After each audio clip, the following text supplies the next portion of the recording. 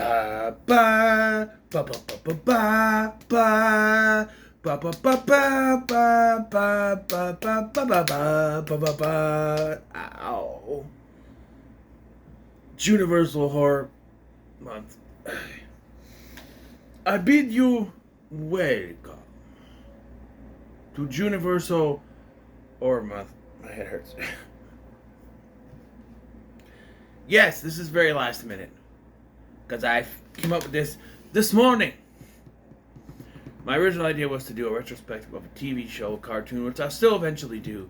But then I came up with this. I know Dr. Wolf likes to do these, and that's fine. I'm not just doing the Universal Monsters, though. The first 6 of these reviews will be. The other 7, I'm going into other horror movies produced by Universal Pictures. So, some of those, most of them, are revisited reviews, save for one, I think. But it's worth it. So yes, all 6 of the first 6 of these will be black and white, glorious, black and white. We're talking about Dracula from 1931, a movie which I reviewed all the way back in 2020, I believe, when I was doing classic stuff, because I wanted to rank Dracula in that year's 31 on 31. This is my 4th watch through of Dracula. And I love this movie. It's an old style movie, you can tell. This was the first horror movie, or first movie, one of the two, to be produced with sound. The rest were, silent films. Let's say silent films with the music playing, but let's say silent films. Yeah, it always not frustrates, confuses me. It confuses me a little bit that they put music in silent films, but then when it's time to actually put sound into the films, it's actually very quiet. There's a lot of quietness to it. There's no real. The only music you really hear is like diegetic, like really if it's in a scene, or if it's like there's like an opera scene or something, you hear music there. The opening Swan Lake you hear, like otherwise there's no other real music in this.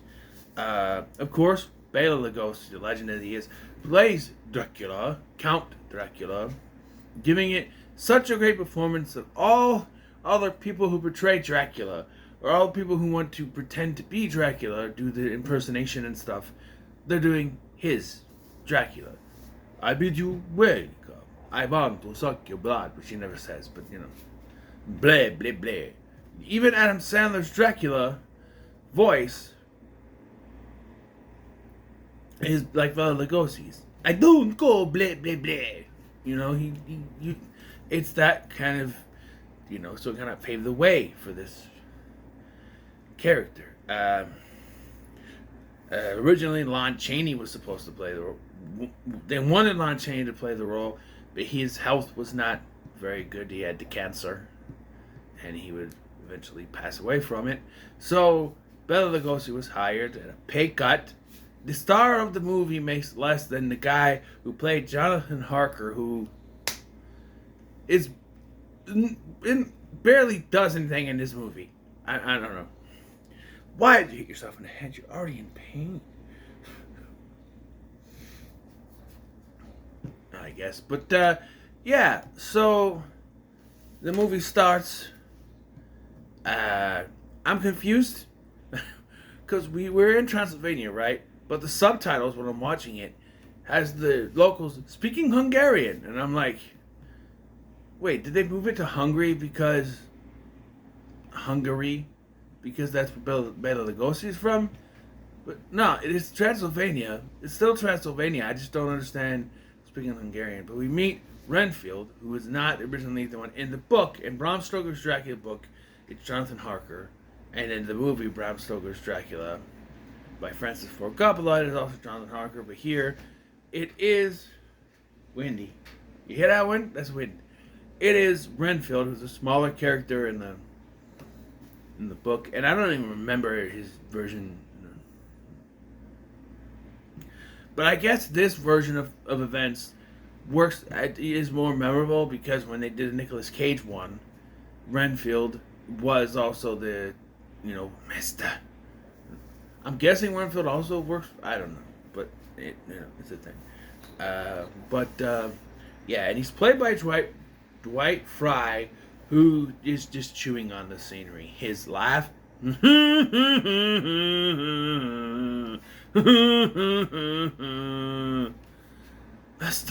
Master, Dracula? I've never even heard of that name before. Please, I beg of you. Get me out of here. He's going to... No, Master. I wasn't going to tell. I promise. He's just fantastic. Do they have the credit? They don't. It's in here, right? Is it Lionel Atwell? He's not credited. But whoever plays the security guard guy who keeps having to put Renfield back in his cell and getting more and more irritated as he has to do it. Out again? How do you keep getting out? It's just also fantastic. Now, yeah, so we start in Transylvania where these people don't want to go anywhere near and they don't want anyone to be out after dark.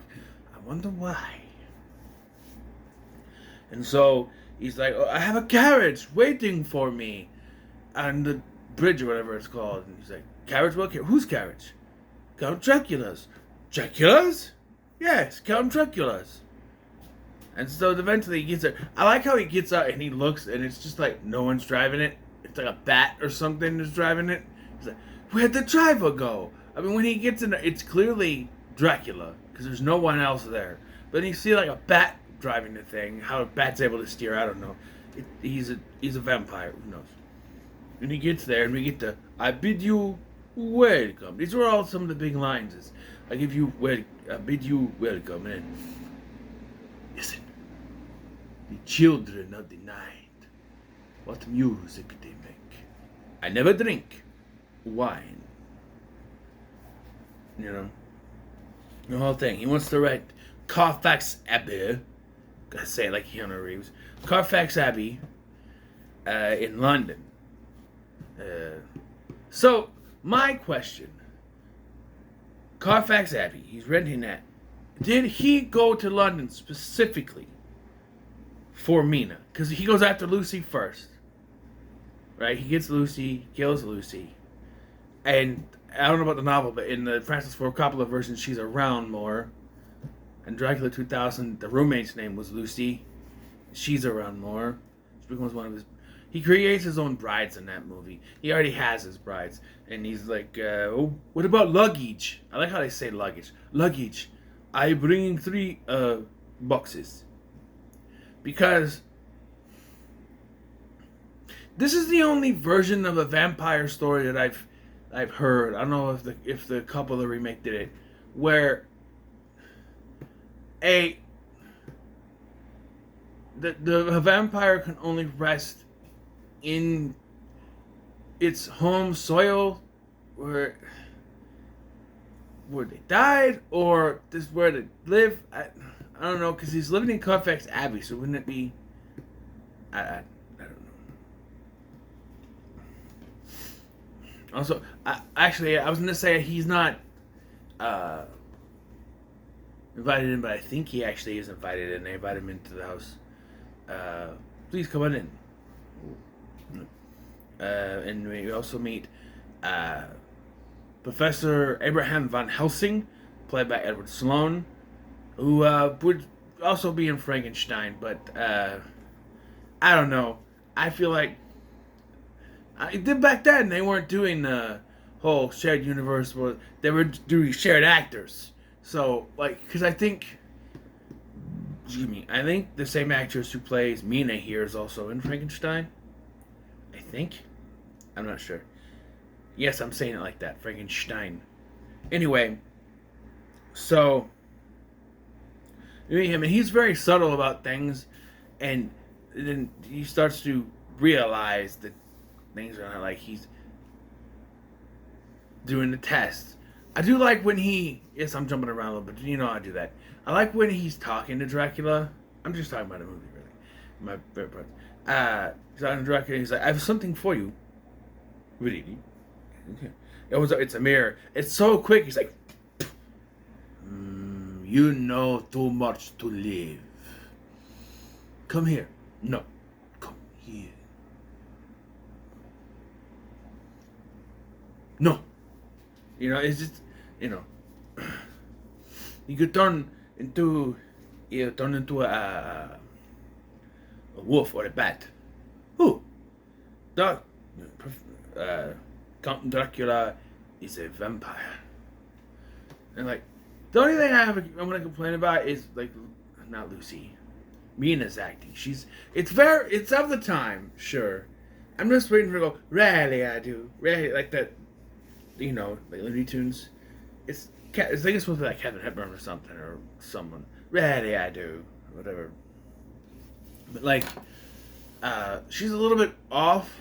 She doesn't have that big of a role, but like she's there, but she's a bit off. Harker is even less of a role in this than you would think. But like, and the special effects. So you got this bat. It's clearly pull the string. What it is, pull the string. It's on a string. It's someone going. You can't see in the bat. That's what it is. Hey, it's 1931. It's funny to see old stuff like that. You remember they didn't have much, so yeah.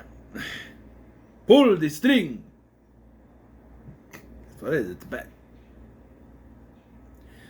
I don't think it doesn't even make any sound, or is it just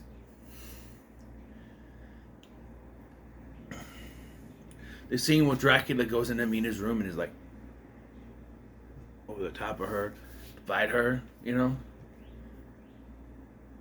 one point, they try to lock her up, right? You can't get in there. He uses his mesmerizing powers on the nurse or the maid or whatever to let him in to get to Mina. To Mina, not to Mina. Nobody's meaner than Tamina. But, yeah. Like, Renfield dies because Dracula doesn't need him anymore. I'm surprised. I do like when they first come in. Okay, so when the meter comes in, they're like, everyone is dead. And they see... But, like, they don't check for the... Because Dracula's coffin and the boxes of dirt were there. Or I think maybe the boxes were the coffins, because his brides... But there's 3 brides. They're not with him, though. In this version, they don't go with, I don't think. Just like... I don't know. But the point is that... So, Renfield himself is not... He's a familiar, I think you would call him. He's not a vampire, but he has to suck the blood out of bugs. I don't think he's a full vampire, because I think you see him during the day. But, like... Because I think when they find the ship, it's daytime, right? It's hard to tell in black and white, but he's just like... I like how he's trying to eat the bugs, and Lionel Atwell's character keeps... No. Oh, come on, please. I need not the bug, no. Just taking the bugs away. I will say the climax is kind of... Well, back in the day, they didn't have big credit stuff. I didn't realize it was over. I looked away, I turned back, all of a sudden it's on the Voodoo screen. Called Voodoo Fanning or whatever. I'm like, oh, it's over. But, like, I know how it ends. The confrontation with Dracula. For all intents and purposes, the confrontation with Dracula is when he does the thing. You know too much to live. Just like, yeah, that's the confrontation with Dracula. Because they have to adhere to the rules of vampires. So it's daytime, they have to go sleepy.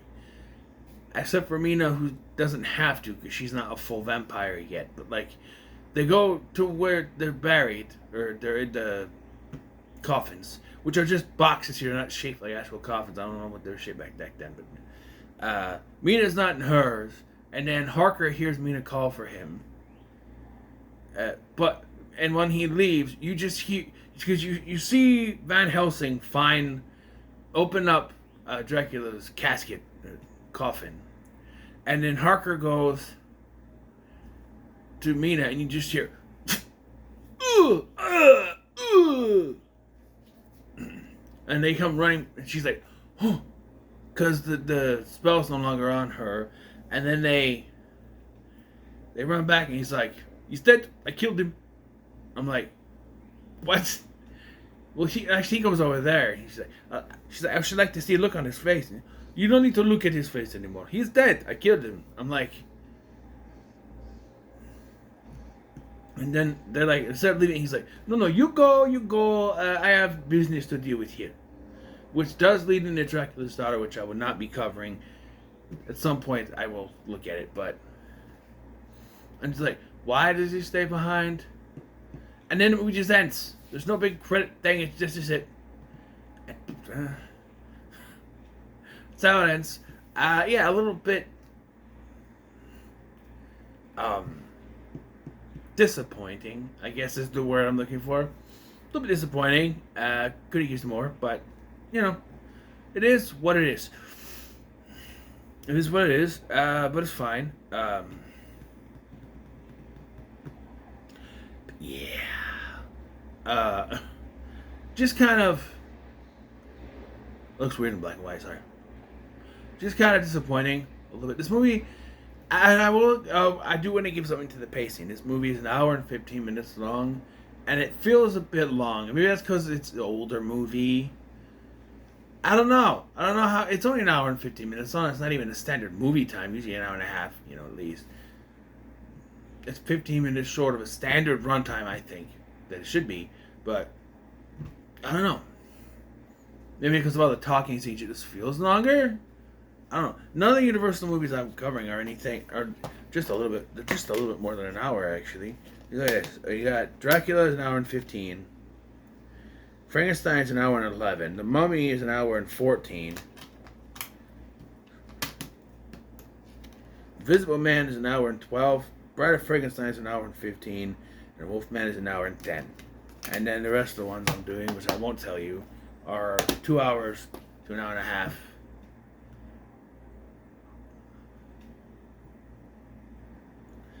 But yeah,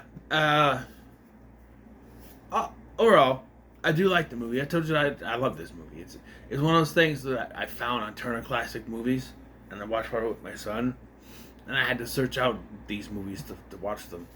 I've only watched this and Frankenstein, but so my planned release for these Monday, Wednesday, Fridays. Mondays, Wednesdays, and Fridays for June. And they're supposed to be at noon. Although today's is not at noon because it took a little while. Today was a bit of a rough day of work. People not showing up and then we had help from another crew. Had extra stuff to do. But then I got home and I wanted to kind of relax and just watch TV and stuff. I want to try to record Frankenstein later, but I got a video on YouTube to watch. That's only an hour or so, and then that one's like an hour and 10 or whatever. But yeah. So when it comes to Dracula, I'll give it a pretty good. Cause it's good. It's my favorite of the Universal monsters right now. Better than Frankenstein, at least that I've seen. But yeah. So, what are your thoughts on Dracula? I'm gonna comment, so much like, share, and subscribe. Thank you for watching. I'm Sky, and I'll see you in the next one.